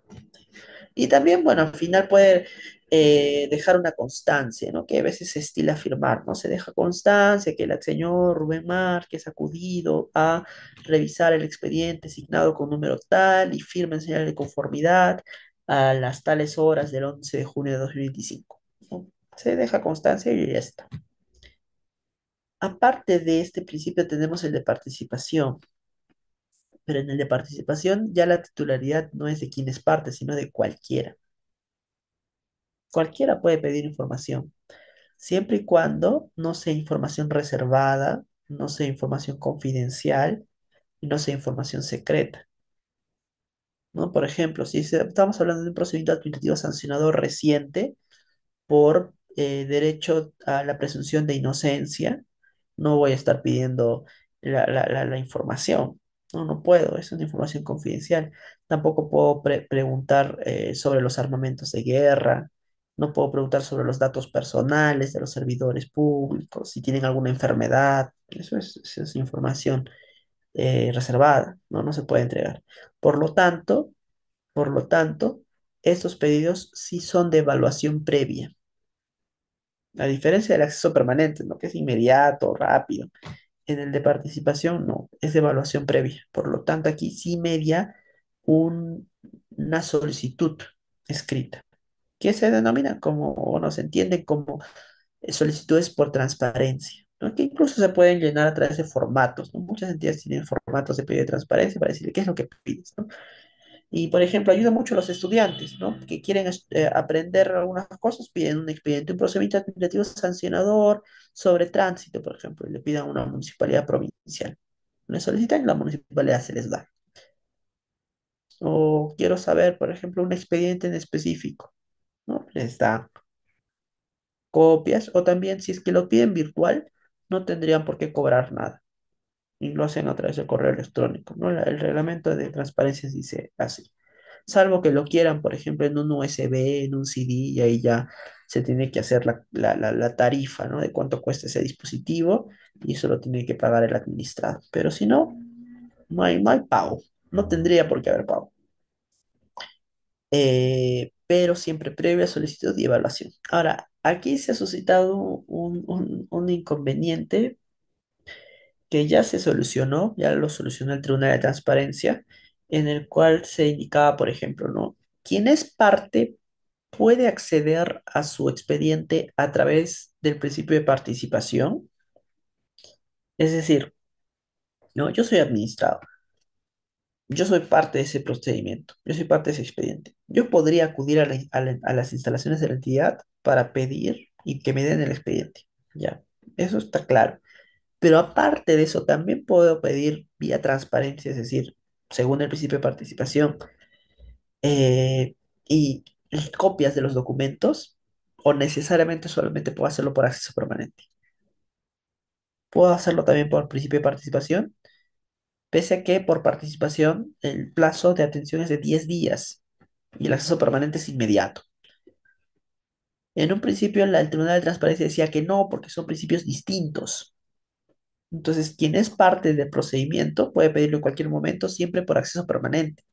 El pedido de información por transparencia no está hecho para este tipo de supuestos, ¿no? Se entiende que el acceso permanente tiene una finalidad que es el derecho a la defensa, ¿no? ¿Por qué puedo acceder permanentemente a mi expediente? Para poder defenderme, ¿no? Y el principio de participación no tiene por finalidad el derecho a la defensa, sino tiene un fundamento democrático, que como es cosa pública, como es información pública, y yo soy ciudadano peruano, entonces tengo derecho a conocer qué se está haciendo. Entonces, como tiene finalidades distintas, la autoridad de transparencia ha dicho, no se pueden vincular. Si eres parte, acceso permanente, no participación.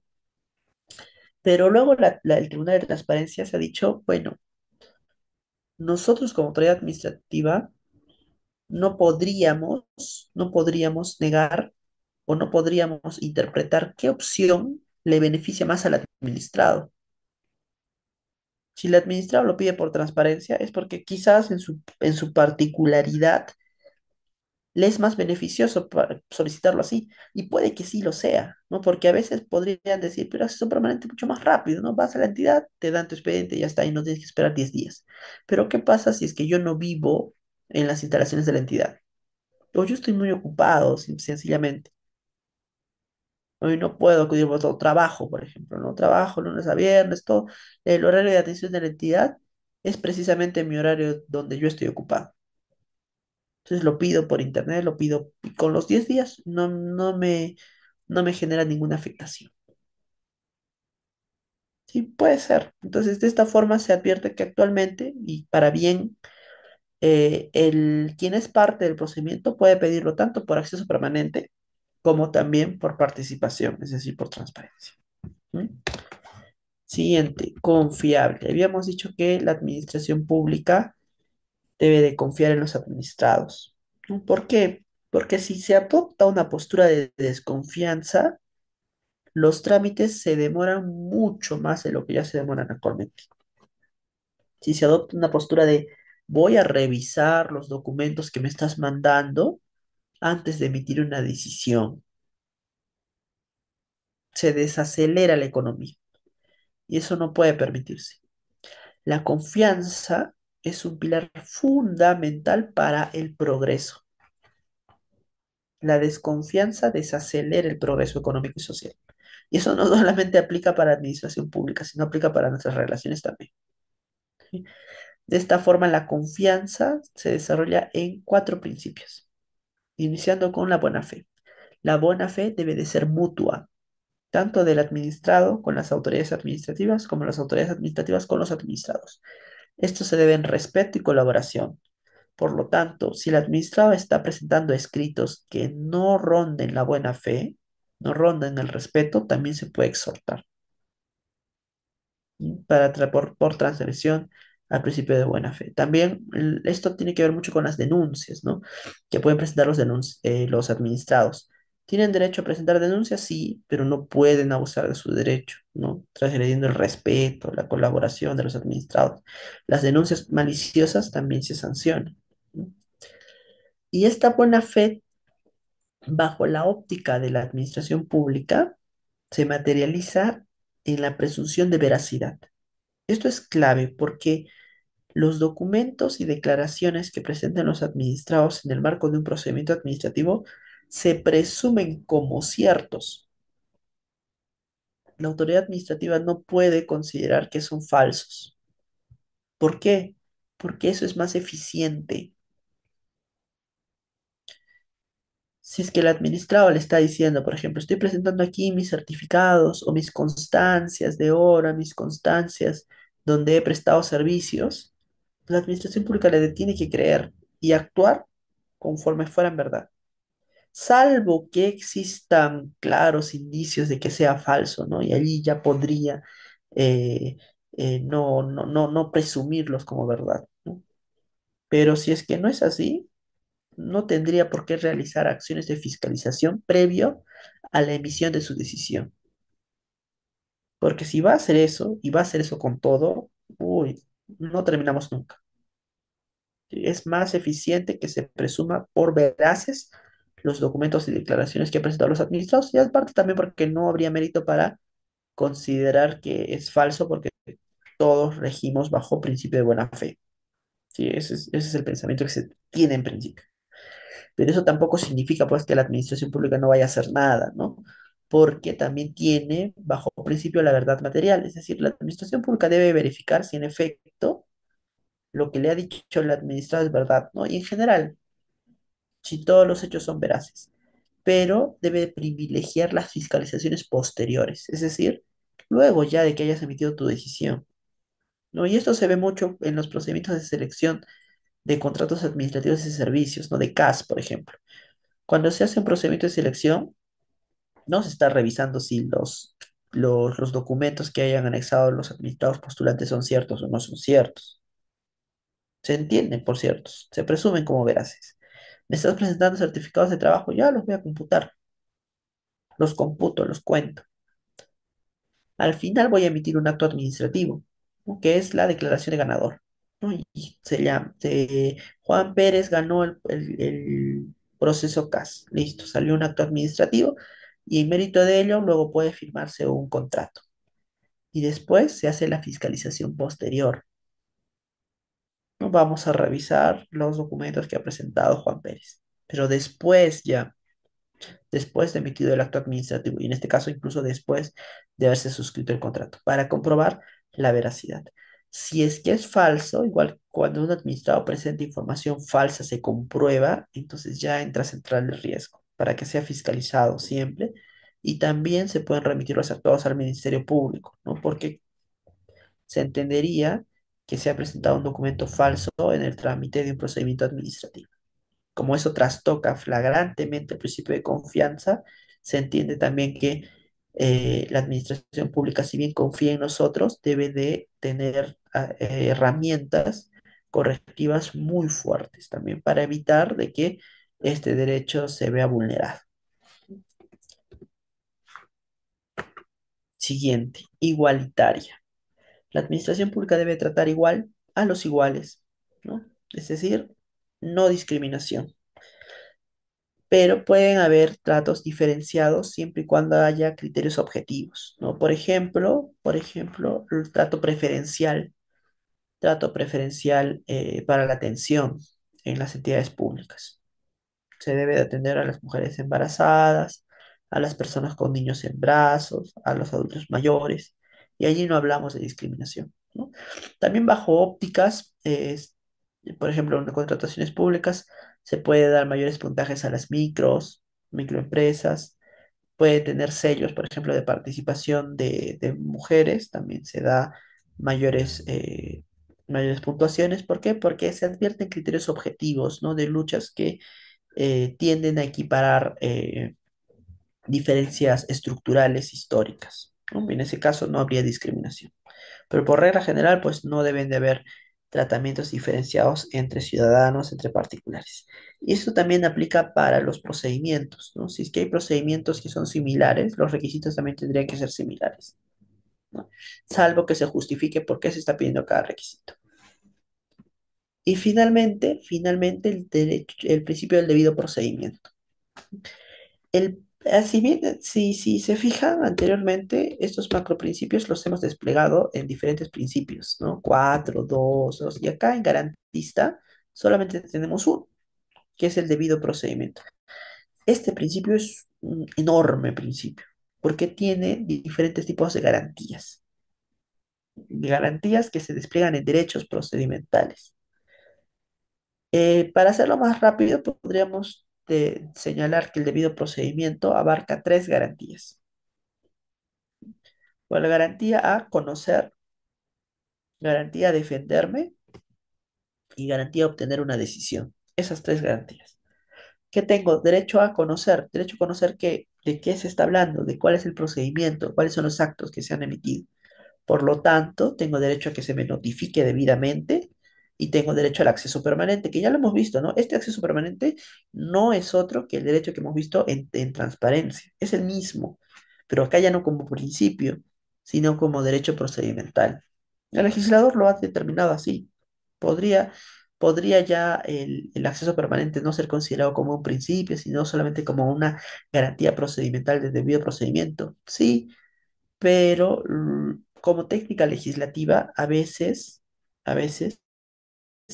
se consigna la duplicidad para que quede más claro, ¿no? Para dar ese mensaje. Y no es indebido tampoco, está bien. Y aparte se entiende que eh, en derecho muchas reglas están relacionadas. Es que cuando encontramos así reglas que pertenecen a un grupo y otro también, no significa que haya un error. No significa que haya un error. Es propio del derecho, es propio del análisis jurídico. Entonces, derecho a conocer despliega dos garantías de debida notificación y acceso permanente. Y con ello yo tengo derecho a conocer de lo que la administración pública está tratando. Ahora, ¿para qué tengo derecho a conocer? Para poder defenderme. ¿No? Si es que no conozco, no puedo defenderme. ¿Y cómo me defiendo? Presentando descargos en un procedimiento administrativo sancionador, presentando alegatos en cualquier procedimiento, es decir, argumentos de defensa, en cualquier momento del procedimiento, presentando pruebas o solicitando el informe oral cuando corresponda, ¿no? Hay procedimientos donde no se dice expresamente que corresponde un informe oral y hay otros procedimientos donde sí, entonces donde aquellos que diga que se desarrolle un informe oral será un derecho, ¿no? Y finalmente, derecho a obtener una decisión. ¿Por qué? Porque si estoy iniciando un procedimiento administrativo, por ejemplo, tengo derecho a que se obtenga una decisión no formal. Si no, se aplica el sistema de los silencios, que he visto aquí algunas preguntas al respecto, pero no lo vamos a ver ahora porque los silencios tienen otro tópico, ¿no? Estamos viendo ahora solamente principios. Quedémonos en que si es que estoy iniciando un procedimiento administrativo, tengo derecho a que se me responda. Y no cualquier respuesta, sino una respuesta motivada, una respuesta dentro de un plazo razonable y una respuesta con el carácter de impugnable, porque también se tiene la garantía de la doble instancia administrativa, ¿no? Y aquí viene el tema de los recursos administrativos, que también lo vamos a ver, pero en otra sesión, ¿no? Recursos administrativos de apelación, de reconsideración y de revisión. Bien, y prácticamente con esto hemos culminado los principios. Si cuentan, están los 19 principios, ¿no? Mira, 4, 5, 6, 7, 8, 9, 10, 11, 12, 13, 14, 15, 16, 17, 18, 19 principios. Los 19 principios que habíamos visto aquí. 19 principios del procedimiento administrativo que están en la ley del procedimiento administrativo general, que les recomiendo que para la próxima clase igual le den una leída y los mimeticen bien, porque la clase de hoy solamente ha sido para poder agruparlos y para poder entenderlos de una forma integral en lo que hemos tenido tiempo, ¿sí? Eso sería todo. Muchísimas gracias y para los que estén gustosos, nos veremos en la siguiente sesión.